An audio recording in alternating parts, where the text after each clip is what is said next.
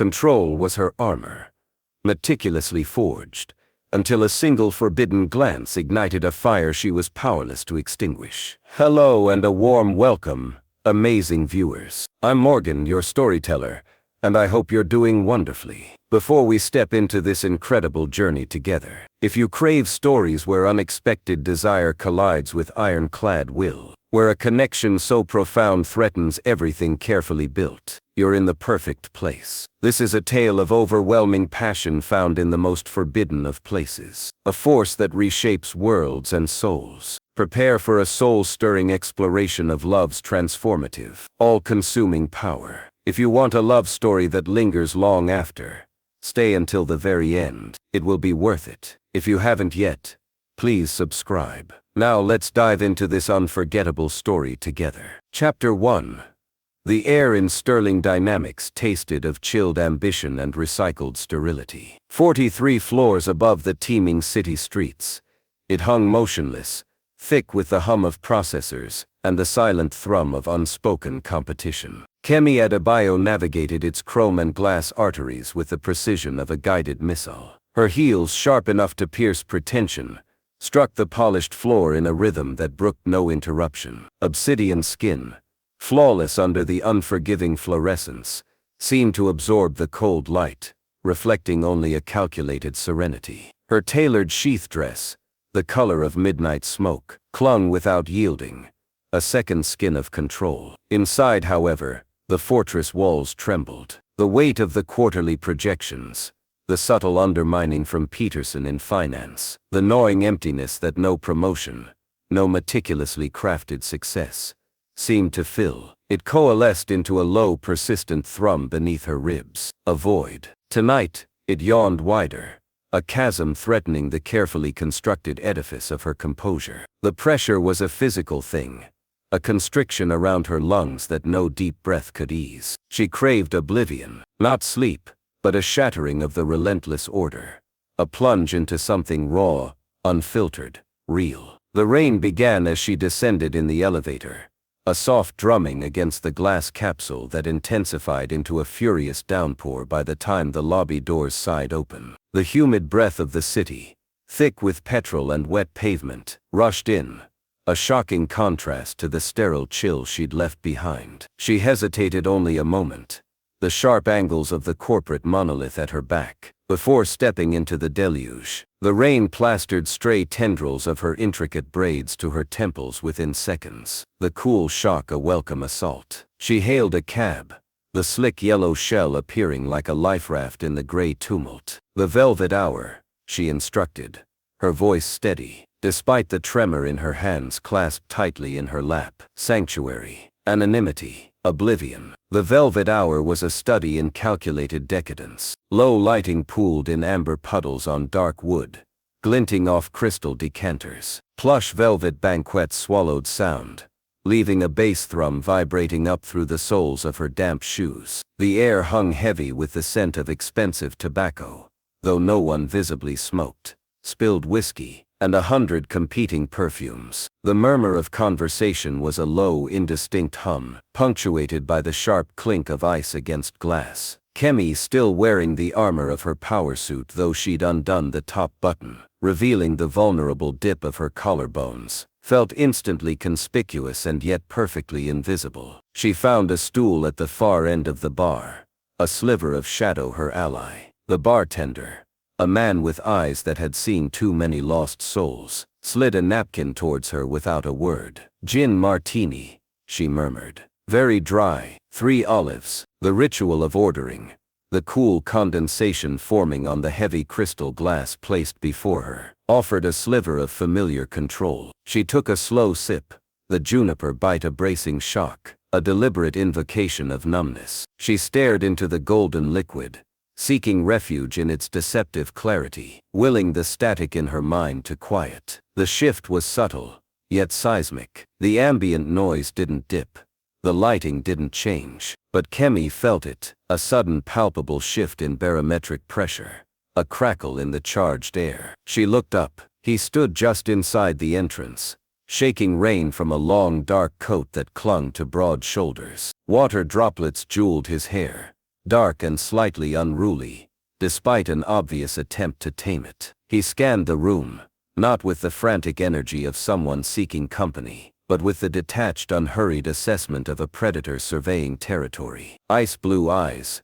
startlingly pale in the dim light, missed nothing. They swept past her, paused for a fraction of a second, then snapped back, locking onto hers. Recognition, immediate and terrifyingly mutual, slammed into Kemi with the force of a physical blow. It wasn't recognition of a face, not yet. It was a deeper primal resonance, a magnetic pull that bypassed conscious thought and coiled low in her belly. He radiated a contained power, an effortless command that mirrored her own meticulously constructed authority, yet felt fundamentally different. His seemed innate, woven into his very bones.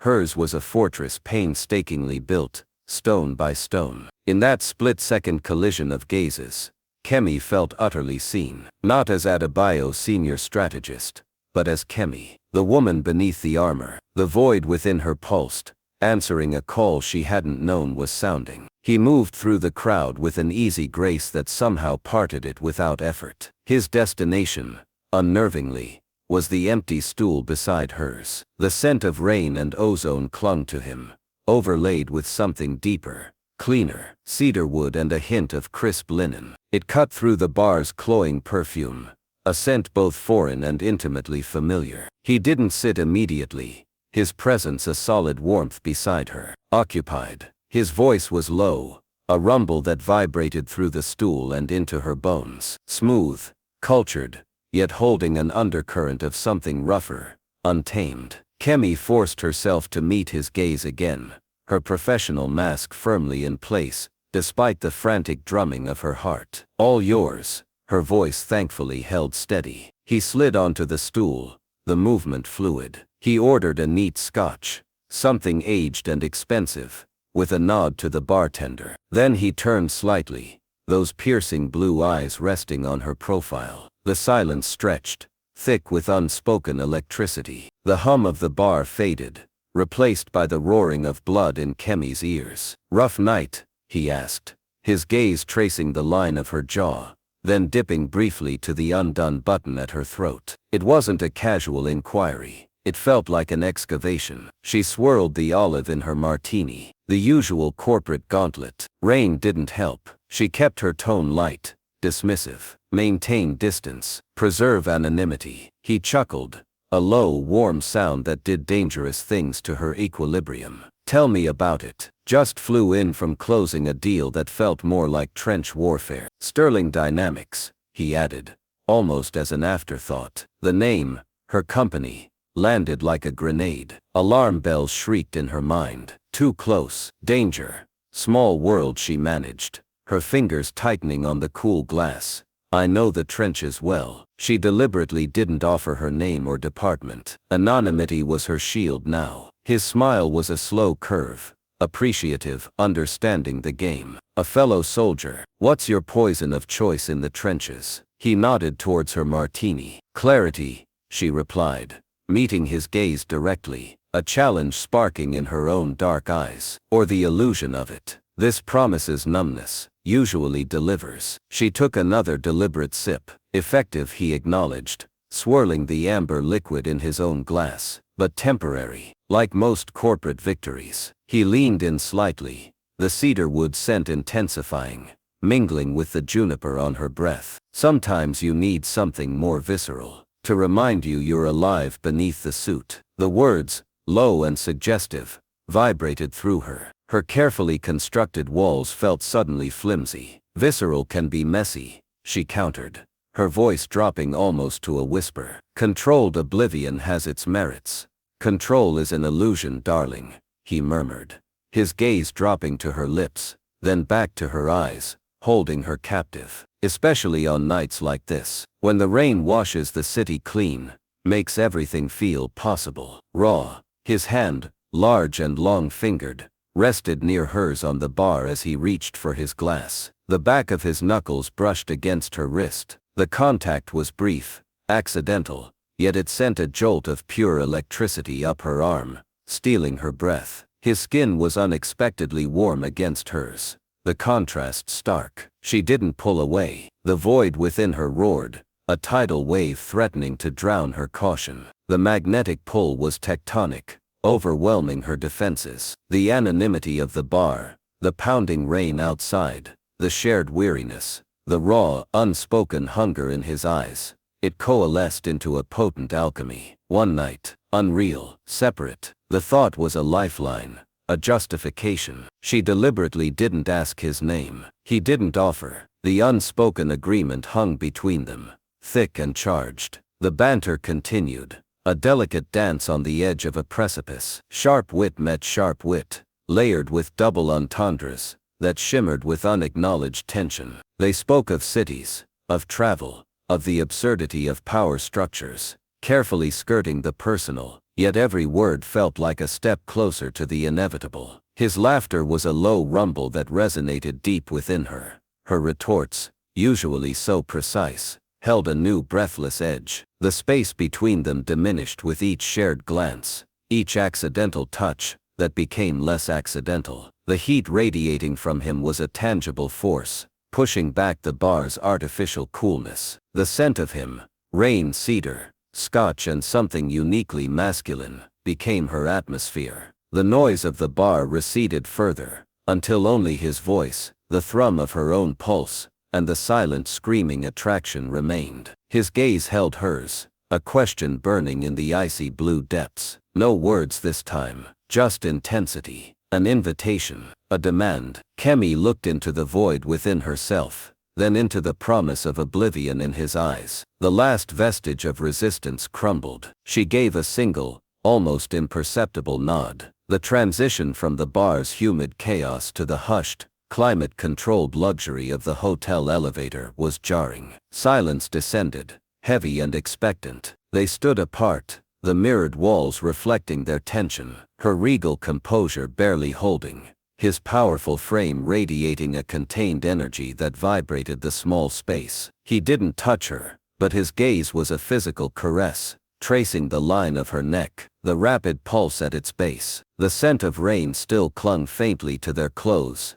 mingling now with the elevator's sterile floral perfume and the undeniable, rising heat between them. The air crackled. His room was a sanctuary of muted tones and deep shadows. Floor-to-ceiling windows offered a blurred panorama of the rain-lashed city, lights smeared like fallen stars. He closed the door behind them, the soft click echoing in the sudden stillness. The only sound was their breathing, already unsteady. He turned to her, the dim light carving sharp planes into his face, the weariness momentarily replaced by something fierce, primal. No more words. The flirtatious dance was over. What remained was pure, unmediated need. He stepped closer, closing the distance she hadn't realized she was craving. His hand came up, not to her face, but to the lapel of her suit jacket. His fingers, long and surprisingly deft, found the top button she'd undone at the bar. He didn't undo it further. He simply traced the edge of the fabric where it met her skin, a whisper of touch that ignited a trail of fire down her spine. His eyes held hers, a silent question, a confirmation. Kemi's carefully maintained control evaporated. It wasn't a surrender, it was an immolation. She reached up, her fingers trembling only slightly as they found the knot of his tie. The silk was cool, the knot tight. She worked it slowly, her gaze locked with his, the air thickening with each passing second. The rasp of the zipper on her dress was shockingly loud. The sigh of heavy fabric sliding from her shoulders to pool at her feet felt like shedding her entire constructed self. His jacket followed, then his shirt, revealing the powerful lines of his torso, pale skin stretched over muscle. The contrast was breathtaking. His paleness against the deep, rich obsidian of her skin in the low light was a visual poem. Light and shadow, strength and yielding. His hands, large and warm, settled on her bare waist, his thumbs brushing the sensitive skin just above her hip bones. A gasp escaped her, raw and unbidden. His touch wasn't tentative, it was claiming, yet held a reverence that shattered her completely. He traced the curve of her spine, the dip at the small of her back, mapping her with a tactile intensity that spoke louder than any declaration. His skin was softer than she'd imagined, yet the strength beneath was undeniable. Heat bloomed wherever they touched, spreading like wildfire. The cool air of the room did nothing to quench it. He lowered his head, his lips finding the frantic pulse at the base of her throat. The sensation was electric, a jolt that arched her back. Her hands slid up his arms, over the hard planes of his shoulders, into the damp silk of his hair. It was softer than it looked. She pulled his head down, meeting his mouth with a hunger that mirrored his own. The kiss was not gentle. It was a collision, a claiming, a desperate fusion. The taste of him, Scotch and something uniquely intoxicatingly male, flooded her senses. His hand slid lower, gripping her hips, pulling her flush against him. The hard evidence of his desire pressed against her belly, a shockwave of pure sensation. The world narrowed to points of contact, the heat of his mouth, the rasp of his stubble against her jaw, the solid wall of his chest against her breasts, the demanding pressure of his hands, the shocking softness of his skin beneath her fingertips. The visual poetry of their entangled forms reflected dimly in the dark window, a tangle of light and dark limbs, a silent, desperate communion. It was a sensory overload that bypassed thought. Taste, salt skin, Scotch, desire, scent, rain, cedar, her own jasmine, the musk of arousal, sound, ragged breaths mingling, the soft slide of skin on skin, the distant sigh of the city below, the frantic drumming of her own heart. Touch, everywhere, overwhelming, essential. The cool silk of the sheets against her back was a fleeting contrast before the heat of his body covered hers. A welcome weight, an anchor in the storm. Control was a distant memory. She allowed herself to feel, with an intensity that was terrifying and utterly liberating. She met his movements with her own, a raw honesty in their physicality that words could never achieve. There was a profound rightness in this anonymity, this surrender. For the first time in years, perhaps ever, Kemi wasn't strategizing, wasn't performing, wasn't armoring herself against the world. She was simply being, consumed by sensation, by connection, by the obliterating force of this unexpected, forbidden desire. The void wasn't filled, it was incinerated in the heat. Just this night, the thought surfaced,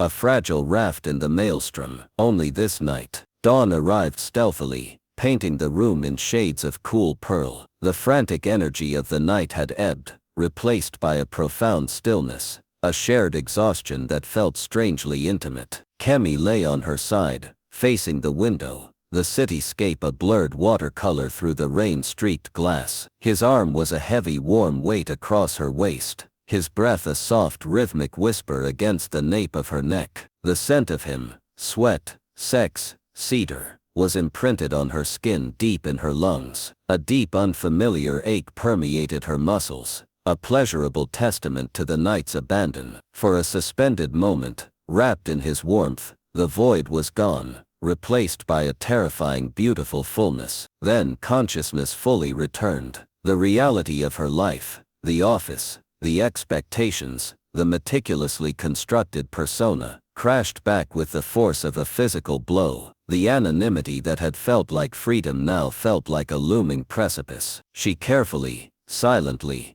extricated herself from his embrace. He murmured something unintelligible, a hand reaching out blindly before settling back onto the rumpled sheet. She slipped from the bed, the cool air raising goosebumps on her bare skin. She gathered her clothes swiftly, silently, dressing with trembling hands in the gray half-light. Each piece of clothing felt like a brick rebuilding her fortress. The silk dress, the jacket, the sharp heels, armor reassembled. She didn't look back at the bed. She couldn't. One glance at his sleeping form, the unexpected vulnerability in the relaxed lines of his face, the powerful body slackened in repose, and her resolve might shatter. The indent on the pillow beside her own was the only tangible evidence he'd been there. That, and the lingering scent of him on her skin, a phantom touch she couldn't scrub away, and the deep, resonant ache inside her, a physical echo of the connection that could never be. She eased the door open and slipped into the hushed corridor. The elevator ride down was an exercise in surreal detachment. The polished chrome reflected a stranger, Kemi Adebayo, senior strategist, impeccable, controlled, but the eyes staring back held a new depth, a secret knowledge,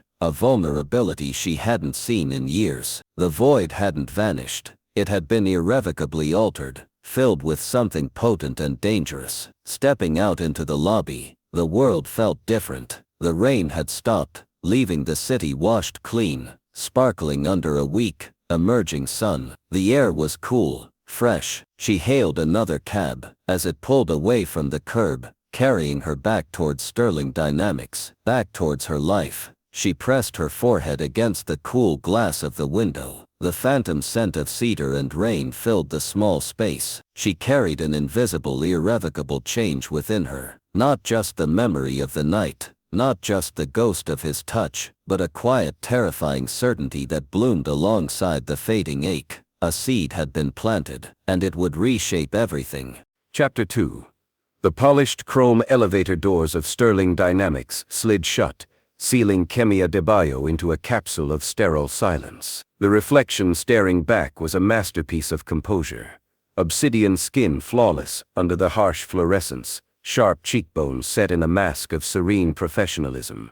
A tailored silk blouse in deep emerald skimming curves that were fuller. Deliberately so. The fabric whispered against her skin, a constant subtle reminder of the secret swelling beneath. 3 months. The phantom scent of cedar and rain, the echo of a frantic pulse against her lips, still haunted the edges of her consciousness. But she'd built new walls, thicker and higher, around that night. Oblivion had been purchased at a terrifyingly high price. She pressed a hand briefly against the slight, firm curve beneath the silk. Not a void anymore, a terrifying, wondrous weight. Protect. The word was a drumbeat in her blood, louder than the elevator's hum. She stepped out onto the executive floor, the familiar scent of ambition and disinfectant washing over her. The click of her heels was precise, authoritative, a rhythm she forced into her bones. Peterson from finance offered a smarmy smile. She met it with a cool, distant nod that could freeze lava. Her fortress held. Her office was her command center. Glass walls offered a view of the bustling bullpen while maintaining a barrier. She settled behind the vast, uncluttered desk, the smooth mahogany cool beneath her palms. The quarterly report lay open, dense with figures. Focus. She needed focus. But the familiar buzz of concentration was elusive, fractured by a low thrum of nausea. She blamed on the overly acidic coffee she hadn't touched. The phantom taste of juniper olives surfaced instead. She reached for the ginger tea she now kept in a discreet thermos, the sharp, clean scent helping to anchor her. Weeks bled into months, marked by the silent, relentless progression beneath her loosening blazers and flowing tunics. The world outside the fortress windows shifted. Summer's oppressive humidity gave way to the crisp gold of autumn. Inside Sterling Dynamics, the air grew thick with a different kind of tension. Whispers slithered through the corridors, amplified by hushed conversations near the espresso machine Kemi now avoided. Thorne. The name landed like a stone in still water. The old CEO, a benign figurehead, was out. Elijah Thorne was in. The details were sparse, mythologized, ruthless, brilliant. A corporate raider who built empires out of rubble. He demanded results, demanded excellence,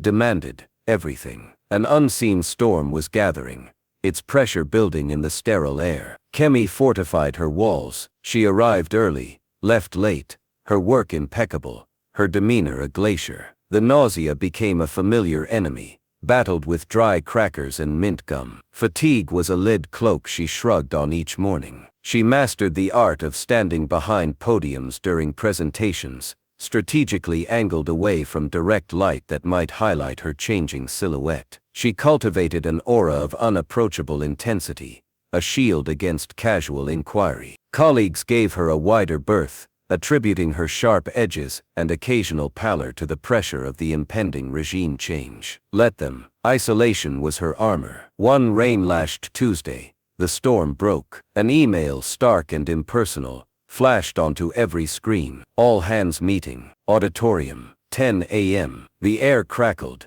Kemi smoothed her hands over the soft charcoal gray wool of her tunic dress, cut cleverly to drape rather than cling. She took a slow, deliberate breath, the scent of ginger tea lingering on her tongue. Just another meeting. Observe, analyze, maintain. She joined the river of bodies flowing towards the auditorium, a current of nervous energy palpable in the rustle of suits, the clack of heels, the low murmur of speculation. The auditorium was a sea of expectant faces, the low hum of conversation dying abruptly as the lights dimmed slightly. The stage remained empty, a void waiting to be filled. Kemi found a seat near the back, partially obscured by a pillar, a vantage point, control. She folded her hands in her lap, willing them steady. The air conditioning hummed, overlaying the scent of damp wool and anticipation. Then he arrived, not with fanfare, but with the silent assertion of a tectonic shift. A side door opened. Two nervous-looking senior VPs, Kemi knew only by reputation, flanked him,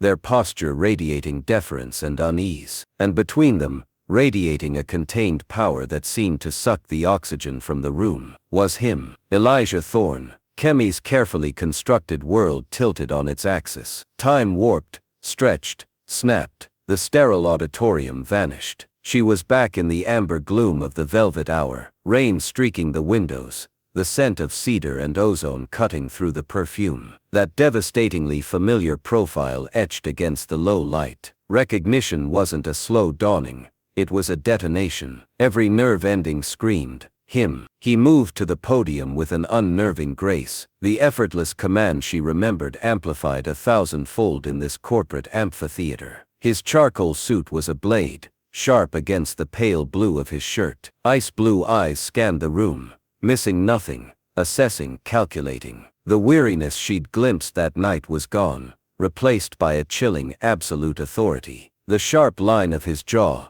the way a lock of dark hair fell just so onto his forehead, details seared into her memory, now rendered in terrifyingly high definition. He began to speak, his voice, that low rumble that had vibrated through her bones in the bar, now projected with cool, cutting clarity through the microphone. Words about vision, restructuring, uncompromising excellence. Kemi heard none of it. The roaring in her ears drowned everything out. Her hand, entirely of its own volition, flew to her abdomen, pressing protectively against the firm swell beneath the soft wool. No, no, no. The silent denial was a frantic drumbeat against her ribs. His gaze, sweeping methodically across the ranks of employees, passed over her section near the back. It paused, not on her face, lower, on the unmistakable curve her hand now shielded. His eyes, those piercing ice chips, snapped back to her face. Shock stripped the CEO mask bare for a microsecond. In a flicker of stunned disbelief, a dawning horror that mirrored her own. It wasn't just recognition of the woman from the bar. It was the horrifying, instantaneous arithmetic. Her. Here. Pregnant. Mine. The silence in the auditorium became absolute, crushing. Kemi felt the fluorescent lights blaze down, hotter than the sun, exposing her, branding her. The scent of his cologne, identical cedar, ozone, now mixed with the sterile auditorium air, was a physical assault, triggering a wave of nausea that had nothing to do with morning sickness. She saw his knuckles whiten where he gripped the podium's edge, a visible fracture in his absolute control. He recovered with terrifying speed, the mask slamming back into place. He finished his sentence, his voice betraying only the faintest tremor to those not attuned to its depths. But his eyes remained locked on hers across the crowded space. A silent, searing connection crackled between them, charged with terror, fury, and an impossible forbidden thread of that night's raw connection. He knew. The rest of the meeting was a blur. Kemi sat frozen, the carefully reconstructed fortress of her composure reduced to rubble. Every cell in her body screamed flee, yet primal protectiveness rooted her to the seat. She couldn't run, not now, not with him seeing, knowing. When the lights came up and the murmur of the dispersing crowd began, she forced herself to stand, her legs trembling. She kept her head high, her gaze fixed straight ahead, avoiding the stage, avoiding the magnetic pull of his presence still radiating from the front of the room. She walked one precise step after another, back towards the relative safety of her glass-walled office, feeling his eyes burning into her retreating back like twin brands. The days that followed were an exercise in exquisite torture. Elijah Thorne, CEO, was a distant, demanding presence. He moved through the executive floor like a force of nature, trailed by anxious executives, his directives issued through emails or intermediaries. Yet Kemi felt his awareness of her like a physical pressure, a constant humming tension in the air around her. His gaze would find her, entering a conference room, walking past his glass-walled corner office, standing by the window with a ginger tea. It wasn't overt. It was the flick of ice-blue eyes catching hers across a crowded meeting table, holding for a fraction of a second too long before moving on. It was the way he paused, almost imperceptibly, outside her office door on his way somewhere else, the shadow of his presence falling across her desk. It was the scent of cedar and ozone lingering faintly in the corridor after he'd passed. He never approached, never spoke directly to her. But the unspoken questions, the simmering intensity, the terrifying possessiveness she saw flare in his eyes when his gaze inevitably dropped to her growing belly. It was a siege conducted in silence. Her professional facade became a performance of Herculean effort. She delivered reports with flawless precision, her voice steady even when her hands wanted to shake. She navigated meetings, her intellect sharp, her contributions incisive, all while feeling the weight of his scrutiny like a leaden cloak. The duality was excruciating: fierce protectiveness for the life within her warring with a corrosive fear for her career, her independence, her very sense of self, and beneath it all a treacherous, unwelcome current, the magnetic pull of his presence, the echo of that night's raw connection amplified by the shared impossible secret. One afternoon, battling a wave of fatigue and the persistent thrum of anxiety, she lingered near the floor-to-ceiling windows overlooking the city. Rain lashed against the glass, a gray curtain obscuring the skyline, mirroring the turmoil within. The rhythmic drumming was almost soothing. She cradled her mug of ginger tea, the warmth a small comfort against the chill seeping into her bones. 5 months, the baby shifted, a distinct flutter beneath her palm, a tiny internal rebellion. A spark of wonder momentarily eclipsed the fear. Contemplating the abyss, Miss Adebayo. The low rumble so close shattered the fragile peace. She hadn't heard him approach. He stood a few feet away, also looking out at the rain, a sheaf of papers in one hand. His profile was sharp against the gray light, the CEO mask firmly in place, yet the tension in his jaw was visible. Kemi stiffened, every sense hyper-alert. The scent of cedar and rain flooded her senses, mingling with the ginger. "Merely the weather, Mr. Thorne," she replied, her voice carefully neutral, betraying nothing of the frantic pulse hammering in her throat. "It seems relentless today, much like the demands of this role," he said, turning slightly to face her. His ice-blue eyes met hers, holding, assessing. The unspoken question hung heavy between them. "Why didn't you tell me?" Sterling Dynamics requires unwavering focus. His gaze flickered,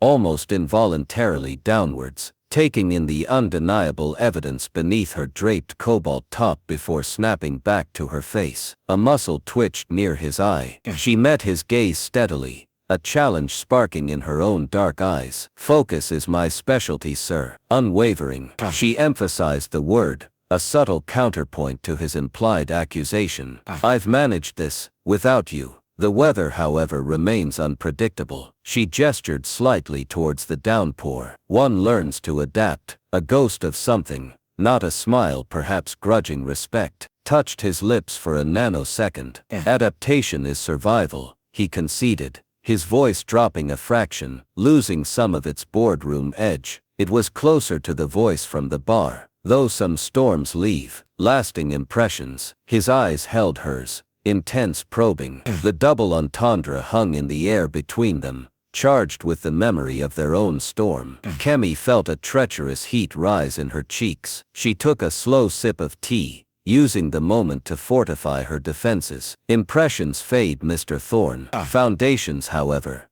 She placed a hand lightly, deliberately on her abdomen, require constant careful reinforcement. The gesture was protective, defiant. This is my foundation now. He watched her hand, his expression unreadable, but the intensity in his gaze deepened, a possessive heat warring with the ice. Foundations built in tempest can be uniquely strong, he murmured, his voice barely above the drumming rain. He took a half step closer. The air crackled. The scent of him, the sheer physicality of his presence was overwhelming. Though they demand constant vigilance, his gaze locked onto hers again, a silent acknowledgement of the shared secret, the shared danger. Don't you agree, Miss Adebayo? The formality of her name on his lips, in this charged context, felt like the most intimate caress. The flirtation was there, buried beneath layers of tension and corporate veneer. A dangerous echo of their first encounter. It wasn't playful, it was a duel, a testing of boundaries drawn in invisible forbidden ink.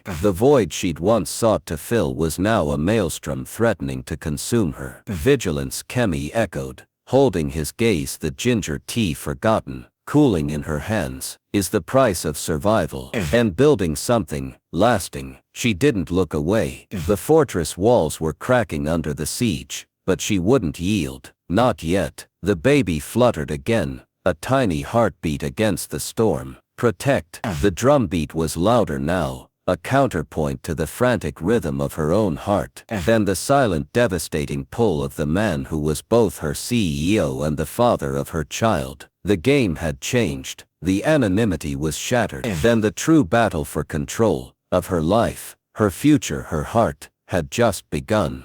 Chapter 3. The sterile air of Sterling Dynamics had thickened into a viscous, charged atmosphere. Autumn surrendered to the brittle grip of early winter, frost etching delicate patterns on the high-rise windows that mirrored the icy tension coiling within Kemi Adebayo. Her pregnancy, no longer a subtle curve disguised by clever tailoring, was now an undeniable proclamation beneath flowing cashmere sweaters and empire-waisted dresses in deep jewel tones.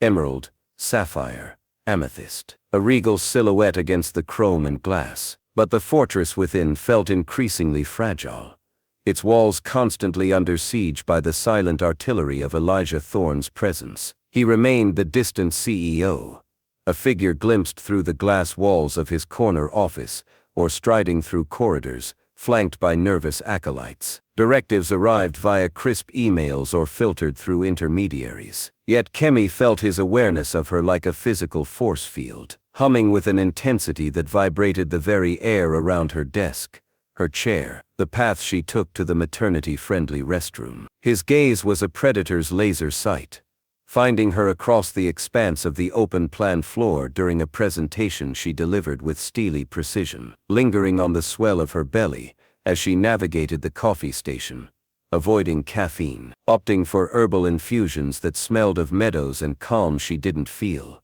freezing for a microsecond as she passed his open office door, her reflection catching in its polished surface. It wasn't lecherous, it was consuming, possessive, terrifying. The unspoken questions hung like icicles.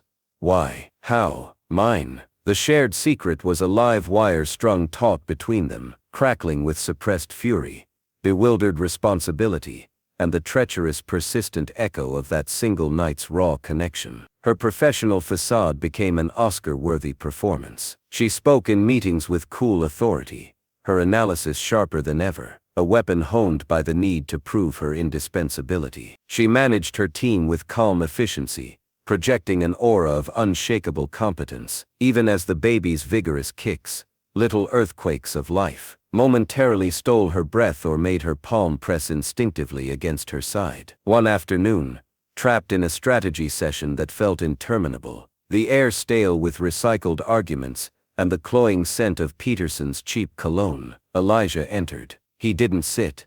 He leaned against the back wall, a silent, brooding monument. Kemi felt his arrival like a drop in barometric pressure. She kept her eyes fixed on the holographic projections dancing above the conference table, detailing market fluctuations that suddenly seemed trivial. Her skin prickled. She could feel the trajectory of his gaze, sweeping the room, pausing on the presenter, then inevitably, magnetically, settling on her. Specifically, on the place where her hand rested lightly on the table, inches from the rounded curve beneath her burgundy tunic. Projections seem optimistic, Peterson.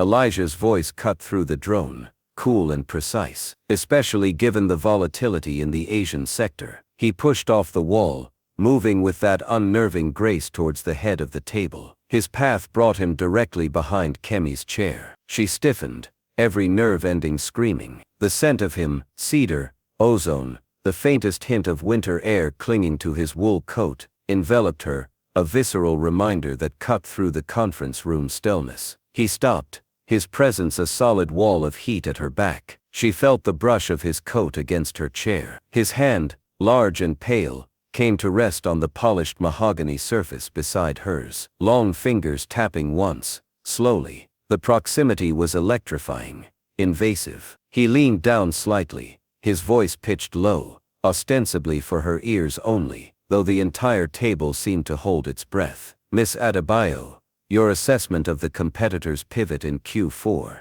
does it align with this rosy forecast? His breath stirred the tiny hairs at her temple. It wasn't just a question about business, it felt like a demand for acknowledgement, a challenge thrown down across the chasm of their silence. Kemi forced herself to turn her head slightly, meeting his ice-blue eyes. They were unreadable, yet burned with an intensity that stole her breath. She kept her voice level, professional, a shield against the chaos his nearness ignited. Optimism requires careful calibration, Mr. Thorne, she stated, her gaze unwavering. The competitor's pivot is aggressive, yes, but reactive. Our foundations, she paused, letting the word hang, echoing their previous rain-slicked exchange by the window, are built on deeper analysis, sustainable growth, not just quarterly spikes. Her hand still on the table flexed slightly. Foundations, this life, my strength, not just sterling. A flicker, almost imperceptible, crossed his features, something akin to appreciation, or simply the acknowledgement of a worthy opponent parrying his thrust. Sustainable growth, he repeated, his voice a low rumble that vibrated through her chair. His gaze dropped pointedly to her abdomen for a fraction of a second before locking back onto her eyes. A worthy aspiration requires significant resources and unwavering commitment. The double meaning was as sharp as a scalpel. Resources, commitment, from me, from you. Commitment is non-negotiable for anything truly valuable, Kemi countered, her own voice dropping slightly, matching his intimate pitch, the banter a dangerous dance on a knife edge. Some investments yield unexpected dividends, demanding constant reassessment of priorities. She arched a brow, a subtle challenge. This child, my life, you are not my priority. A ghost of a smile, dark and devoid of humor, touched his lips. It vanished instantly. Priorities shift, Miss Adebayo, often dramatically. Unforeseen variables have a way of reshaping the entire landscape. He straightened abruptly, the heat at her back receding, leaving her strangely cold. He addressed the room again, his voice regaining its full CEO timbre. Rework the projections, factor in the competitor's aggression. I want realism, not wishful thinking. Miss Adebayo, ensure the risk mitigation strategies reflect this volatility. He gave her a curt nod, his gaze lingering on her face for a beat too long, then turned and left the room, the charged silence collapsing in his wake. Kemi released a breath she hadn't realized she was holding, her palm damp against the table. The baby kicked hard, a tiny protest against the tension, reshaping the landscape. Indeed, the siege intensified. His silent scrutiny became a constant companion. She'd find a file on her desk she hadn't requested, a comprehensive analysis of Sterling's parental leave policies. The top sheet unmarked but smelling faintly of cedar. A new ergonomic chair appeared one morning, replacing her standard issue, its plush support a silent concession to her changing body. He never acknowledged these acts. They were landmines disguised as olive branches, detonating confusion and a treacherous flicker of something dangerously close to gratitude within her. She used the chair. She read the policy analysis. She acknowledged nothing. Late nights became her refuge. The executive floor emptied, the hum of computers fading to a whisper, the vast space bathed in the cool glow of emergency lighting, and the city's distant glitter. Here, in the quiet, she could breathe. She could work without feeling the weight of his gaze, without navigating the minefield of unspoken words and loaded glances. Tonight, she was finalizing a complex acquisition strategy, the soft click of her keyboard the only sound. 7 months. The baby was active, a restless presence turning and tumbling within her. She leaned back in the ergonomic chair, his unwelcome gift, rubbing the small of her back,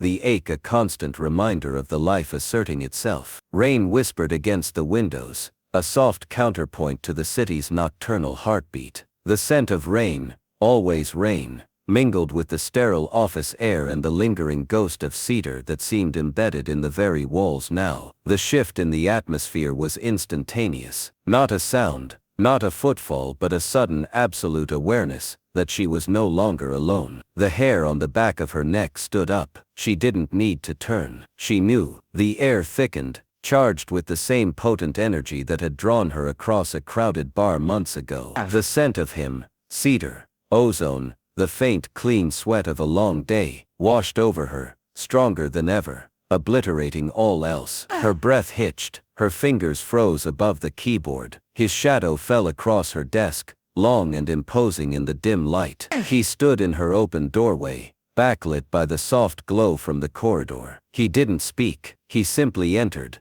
his movements deliberate, unhurried. The soft, definitive click of the door closing behind him echoed like a gunshot in the silence. He walked towards her desk, not to the guest chair but around it, stopping beside her. The space between them vanished, replaced by the overwhelming heat of his proximity, the sheer physicality of him. He didn't sit, he loomed, a dark silhouette against the rain-streaked window, his presence a tangible pressure. Kemi remained frozen in her chair, her heart pounding a frantic rhythm against her ribs. She could see the tension in the line of his jaw, clenched tight. She could feel the storm brewing in the stillness. The scent of him was intoxicating, terrifying. Her knuckles were white where she gripped the armrests. Working late, Miss Adebayo. His voice was low, rough, stripped of its usual polished cadence. It was the voice from the bar, raw and intimate, laced with an edge she couldn't decipher. Anger, frustration, something else. Finalizing the Eldridge acquisition strategy, she replied, forcing her voice to remain steady, though it emerged slightly breathless. She kept her gaze fixed on her darkened computer screen, refusing to look up. Deadlines wait for no one, not even unforeseen variables. She echoed his word from the meeting, a defiant spark in the darkness. A low sound escaped him, almost a growl. Variables. He took another step closer, invading her personal space completely. She could feel the heat radiating from his body, smell the faint trace of scotch on his breath. His large hand came down, not on her, but flat on her desk, right beside her keyboard, palm down, fingers splayed, pale skin against the dark wood, inches from her own darker hand. The contrast was shocking, vivid, a visual echo of their bodies tangled in a hotel room a lifetime ago. His knuckles were taut. Some variables redefined the entire equation. Kemi. He used her first name, a breach, an intimacy that shattered the corporate pretense. Her head snapped up then, her eyes blazing in the dim light, meeting his stormy blue gaze head-on. Months of pent-up fury, longing, and protective ferocity surged to the surface, shattering her careful control. "Is that what he is?" she hissed, the words raw, scraping her throat. An equation, a variable. Her hand flew protectively to her belly. "He's a person, my person." The dam broke. Her control, his restraint, both evaporated in the face of her unleashed fury, and the raw vulnerability beneath it. A tremor ran through him, visible in the tightening of his shoulders. The ice in his eyes melted, replaced by a turbulent sea of emotion, shock, possessiveness, a dawning terrifying tenderness. He didn't speak. He moved. It wasn't aggressive. It was devastatingly inevitable. One large warm hand lifted from the desk, bypassing her defensive arm, and came to cradle the curve of her jaw. His touch was electric, shocking in its gentleness. His thumb brushed her cheekbone, a rough pad against her smooth skin, tracing the track of a single hot tear she hadn't realized had escaped. The tenderness was her undoing. The other hand, trembling almost imperceptibly, followed. It didn't grab, didn't demand. It settled with infinite care, palm flat, over the hard swell of her belly where her own hand rested. The heat of his touch penetrated the layers of cashmere, searing her skin. The connection was profound, absolute. He was touching their child, feeling the life, the movement beneath his palm. His fingers spread slightly, a claiming, a benediction. Kemi gasped, a sob catching in her throat. The world narrowed to the points of contact, the shocking tenderness of his hand on her face, the solid warm weight of his palm on her belly, the mingling of their ragged breaths in the silent office. She felt the baby shift, a strong kick directly beneath his hand. Elijah flinched, a tremor running through him,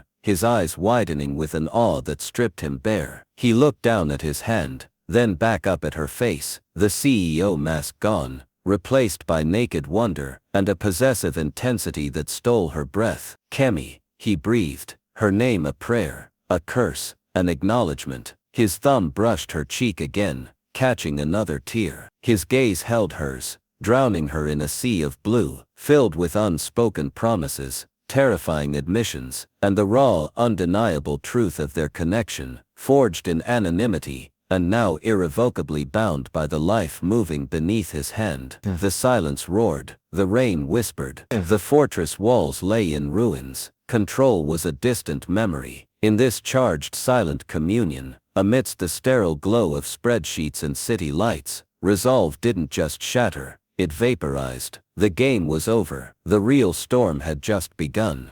Chapter 4.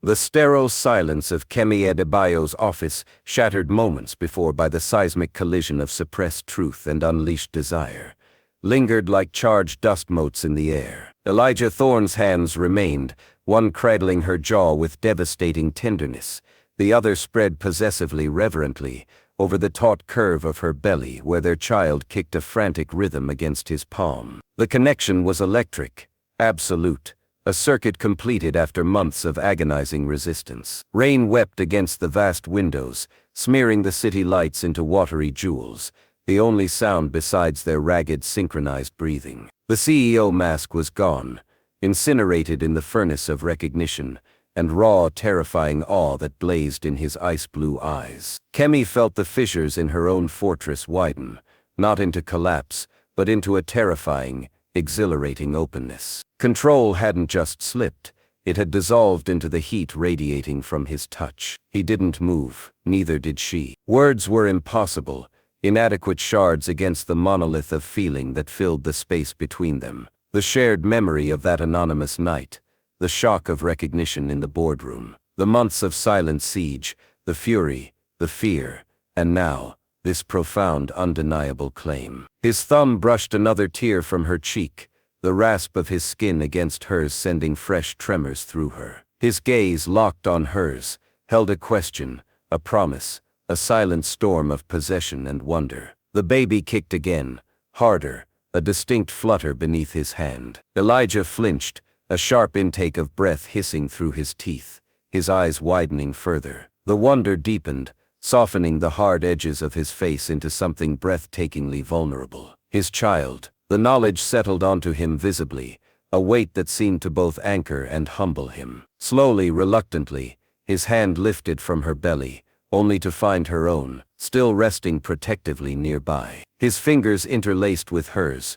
warm and strong, dwarfing her darker hand. The contrast was stark, beautiful, obsidian, and alabaster entwined. He brought their joined hands to his lips, pressing a kiss against her knuckles, his eyes never leaving hers. The gesture was archaic, possessive, yet laced with a reverence that stole her breath. He didn't speak, he didn't need to. The silent vow hung between them, thick as the scent of rain and cedar, and the unique, intimate fragrance of her skin. The game was over. The lines were irrevocably crossed. The weeks that followed were a dizzying reorientation of reality. Sterling dynamics remained, the chrome and glass monolith humming with its usual ambition, but the air within Kemi's sphere felt irrevocably charged. The silent siege transformed into a palpable humming awareness. Elijah no longer avoided direct contact. He sought it. A strategic meeting about the Eldridge acquisition became a masterclass in loaded glances and subtle touches. As she presented her analysis,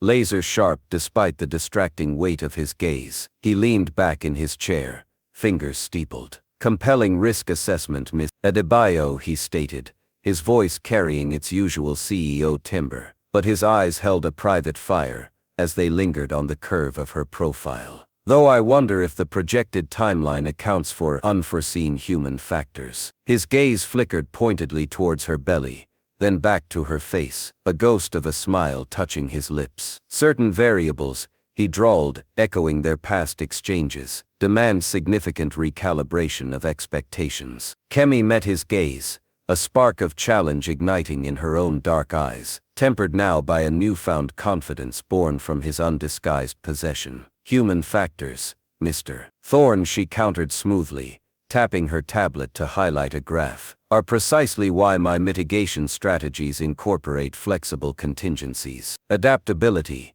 she paused, letting her gaze drift meaningfully over his tense shoulders before returning to his eyes, is the hallmark of sustainable leadership. Wouldn't you agree? The banter was back, but transformed. No longer defensive parries, but a shared intimate dance, layered with the unspoken knowledge of their bond. It was flirtation forged in fire. He chuckled, a low warm rumble that vibrated through the conference table. Adaptability is essential, he conceded, leaning forward slightly, his voice dropping a fraction. Though some recalibrations, his gaze swept over her again, possessive and appreciative, are far more rewarding than others. A flush rose on Kemi's neck, a mix of annoyance and treacherous pleasure. He saw it, his smile deepening. Your point about phased integration is noted. Proceed, but keep me intimately apprised of any developments. The double entendre hung in the air, a shared secret warming the sterile room. Outside formal settings, the connection deepened in stolen moments. Passing her in a corridor, his hand would brush the small of her back, a fleeting grounding pressure that sent sparks skittering up her spine. He'd leave a single perfect blood orange on her desk, a vibrant splash of color against the monochrome reports, its citrusy scent, a bright counterpoint to the cedar that clung to him. Once finding her struggling to reach a high shelf in the archives, a task she absolutely shouldn't have been attempting at 8 months pregnant, he appeared silently, his chest brushing her back as he effortlessly retrieved the file. His breath stirred her hair. Some foundations, he murmured, his voice rough near her ear, require external reinforcement. Kemi. He handed her the file, his fingers brushing hers, his gaze holding hers with an intensity that promised far more than file retrieval. She walked away, her cheeks burning, the phantom heat of his body imprinted on her back. Her apartment, once a minimalist sanctuary reflecting her controlled existence, began to subtly shift. A ridiculously luxurious pregnancy pillow appeared on her sofa. Gourmet meals from a discreet high-end catering service started arriving at her door every evening, featuring nutrient-rich dishes she actually craved. No note, just the undeniable signature of his intervention. She protested internally, fiercely protective of her independence, but the fatigue was bone deep, and the food was incredible. The fortress was becoming a curated haven, whether she liked it or not. The consuming fire wasn't just possessive, it was fiercely protective. When Peterson made a snide remark about special accommodations during a team briefing, Elijah didn't raise his voice. He simply fixed the man with a look so arctic, so laden with silent menace, that Peterson visibly paled and stammered an apology. Elijah's gaze then found Kemi's across the room, a silent question. All right. She gave a barely perceptible nod, a warmth spreading through her chest that had nothing to do with the baby's kicks. He'd drawn a line publicly, unequivocally. She was under his protection. It should have chafed.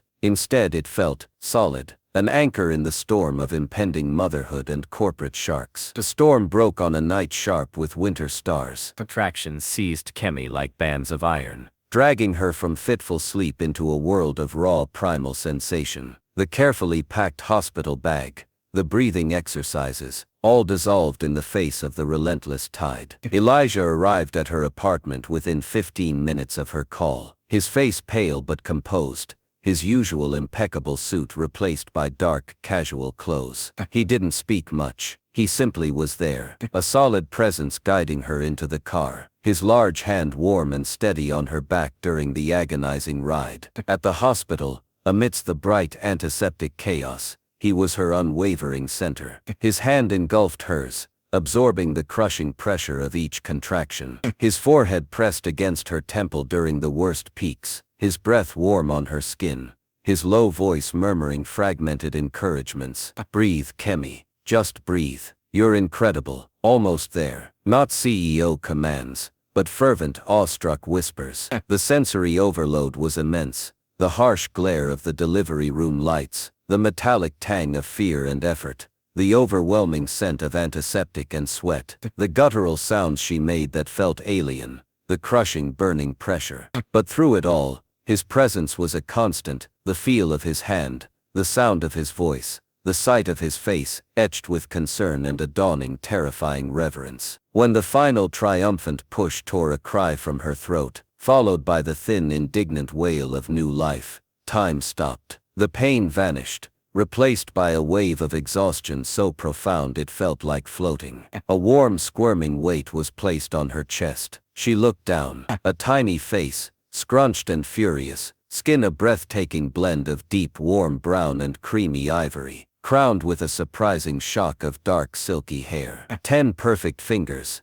10 perfect toes, their son. The world narrowed to this small, miraculous creature, his scent, milk and new skin, and pure life, filling her senses. Tears streamed down her face, unchecked. Then she looked up, meeting Elijah's eyes. He stood beside her, his face ashen, tears tracking unheeded down his own cheeks. The ice in his eyes had melted completely, replaced by an ocean of raw emotion, awe, terror, overwhelming love, and a fierce protective devotion that took her breath away. He looked utterly shattered, utterly remade. One large trembling hand reached out, his fingertip brushing their son's impossibly small hand. The baby's tiny fingers instinctively curled around it. Elijah choked, a sob escaping him. He leaned down, pressing a kiss so tender it felt like a benediction onto Kemi's sweat-dampened forehead, then another onto their son's downy head. "Kemi," he breathed, his voice thick with tears. "He's perfect." Your words failed him. He simply rested his forehead against hers, their breaths mingling, tears mingling, bound together in the sacred, messy miracle of the life they'd created. The fire that had consumed them now forged them into something new, unbreakable. Life after Aiden's birth was a complex, exhausting, luminous tapestry. Sleep became a precious, fragmented commodity. Kemi traded power suits for soft leggings and oversized sweaters, perpetually smelling of milk and baby powder. Her sharp heels gathered dust. Comfortable flats ruled. Yet the woman who navigated boardrooms with steely intellect was still there, sharpened by motherhood, radiating a different kind of power, fierce, grounded, deeply intuitive. Elijah transformed sterling dynamics from within. Kemi, leveraging her brilliance and newfound, unshakable confidence, negotiated a groundbreaking role leading a sustainability initiative. Her strategic mind now fueled by the fierce desire to build a better world for her son. Her proposals, infused with a deeper understanding of interconnected systems, were met with surprising support. Elijah championed them, subtly shifting the company's focus towards long-term resilience, echoing the sustainable foundations Kemi had once defiantly proclaimed. Parental leave policies were quietly overhauled, becoming some of the most generous in the sector. The sterile executive floor saw the arrival of discreet, high-quality lactation rooms. The changes were practical, progressive, bearing the subtle watermark of their shared experience. The environment reshaped around the life they nurtured. Their home, a spacious penthouse. Elijah insisted they shared foundations require proximity. Kemi, vigilance, remember, became a sanctuary reflecting their union. The sleek minimalism softened. Rich, earthy textiles in warm ochres and deep blues appeared. A vibrant hand-woven tapestry from Nigeria, a gift from Kemi's mother, hung beside a striking modern abstract painting Elijah favored. The scent of jasmine from a blooming plant mingled with cedar from his study, and the ever-present comforting aroma of baby powder. Aiden's domain was a sun-drenched room filled with soft light, wooden toys, and the sound of his gurgles and coos. The banter continued, woven into the fabric of their chaotic new normal. One bleary-eyed morning, Kemi swayed gently with a fussy Aiden, humming a Yoruba lullaby. Elijah, already impeccably dressed for work but with shadows under his eyes, approached, handing her a steaming mug of ginger tea. "Rough night, General Adebayo," he murmured, brushing a kiss against her temple, his gaze soft on the baby in her arms. "The troops restless." Kemi leaned into his touch, exhaustion warring with contentment. "The commander-in-chief requires extensive reconnaissance," she sighed, shifting Aiden to her shoulder, specifically into the mysterious source of the 3 a.m. discontent. "Suspects include gaseous anomalies or a critical SOC deficiency." Elijah chuckled, running a gentle finger down Aiden's tiny back. "I'll dispatch reconnaissance immediately. Priority Alpha." He leaned closer, his lips near her ear, his voice dropping to a conspiratorial whisper. "Though perhaps the commander responds best to specialized tactical maneuvers." His hand slid warmly around her waist, pulling her gently against him. "Deployed by his most trusted operatives." His kiss, slow and deep, held the promise of shared exhaustion and unwavering support. Later, reviewing financial projections for her initiative in his home office, Kemi pointed to a complex algorithm. "This variable seems excessively optimistic, Mr. Thorne," she stated, arching an eyebrow, tapping the screen. "Projecting synergy where friction is historically more probable seems reckless." She looked up, meeting his gaze, a playful challenge in her eyes. Elijah leaned back, steepling his fingers, a slow smile spreading across his face. He looked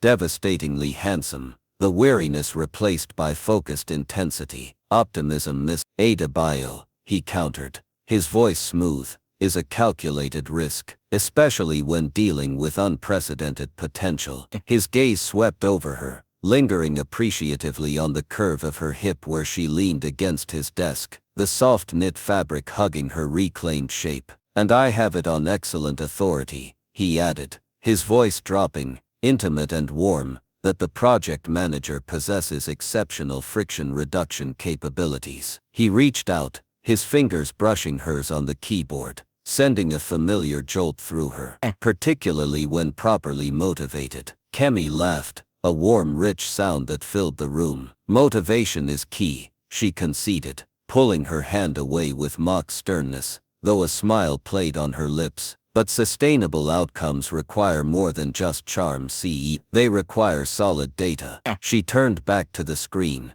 feeling his gaze like a physical caress on her back.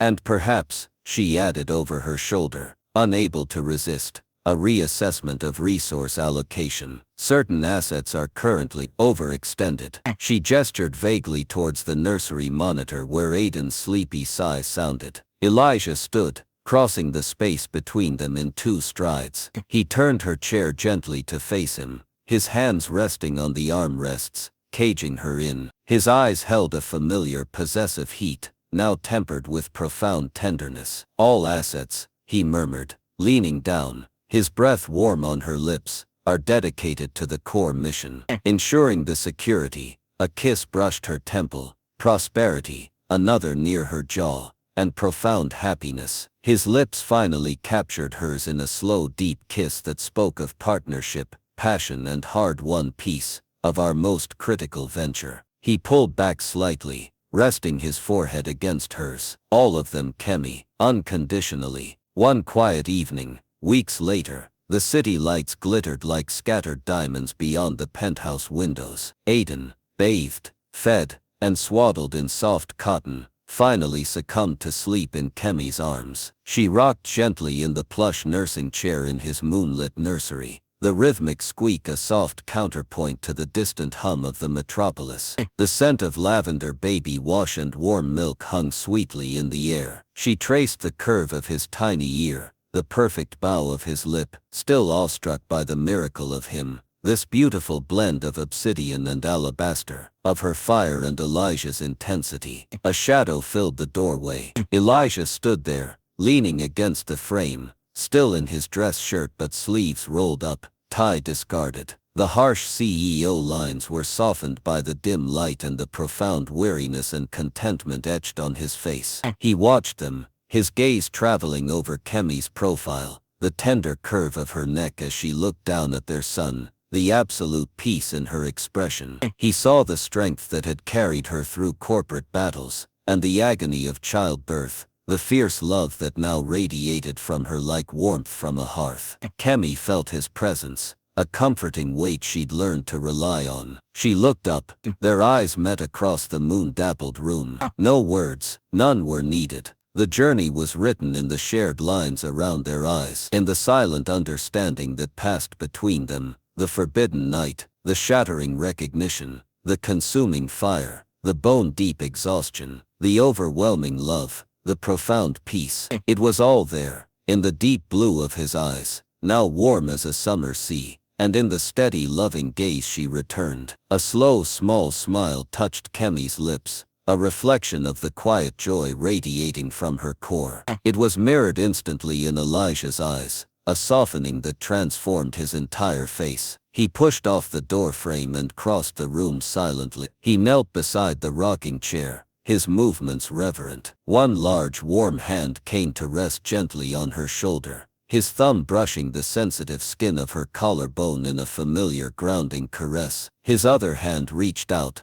settling with infinite care over Aiden's tiny back, feeling the soft rhythmic rise and fall of his sleeping breath. Kemi leaned her head against his shoulder. The quiet symphony enveloped them, the soft sigh of Aiden's breath, the rhythmic squeak of the rocking chair, the distant heartbeat of the city, the mingling scent of lavender, cedar, and her own unique jasmine. Elijah's thumb continued its slow, soothing stroke on her collarbone. His presence was solid, warm, an anchor in the quiet sea of contentment. They stayed like that, bathed in moonlight and the profound stillness, the unspoken understanding settling deep into their bones. The storm had passed, the fire had forged. This, the quiet, the warmth, the shared breath, the sleeping child between them, was the fertile landscape left in its wake. This was the center. This was everything.